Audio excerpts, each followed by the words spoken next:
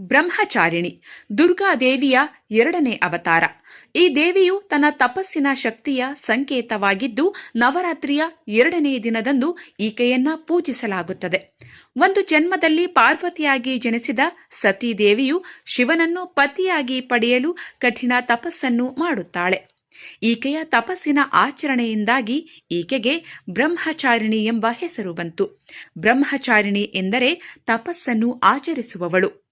ಅವಳ ಬಲಗೈಯಲ್ಲಿ ರುದ್ರಾಕ್ಷಿ ಜಪಮಾಲೆ ಮತ್ತು ಎಡಗೈಯಲ್ಲಿ ಕಮಂಡಲ ಇರುತ್ತದೆ.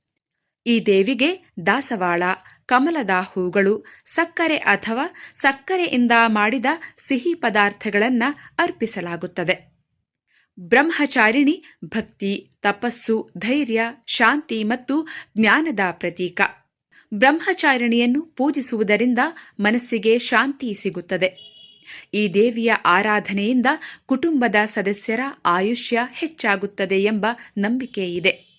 ಈ ಮಂತ್ರವನ್ನು ಜಪ ಮಾಡುವುದರಿಂದ ನಮ್ಮ ಇಷ್ಟಾರ್ಥಗಳು ಸಿದ್ಧಿಯಾಗುತ್ತವೆ. ದಧಾನಾಕರ ಪದ್ಮಾಭ್ಯ ಮಕ್ಷಮಾಲ ಕಮಂಡಲು ದೇವಿ ಪ್ರಸೀದತು ಮಯಿ ಬ್ರಹ್ಮಚಾರಿಣ್ಯನುತ್ತಮ.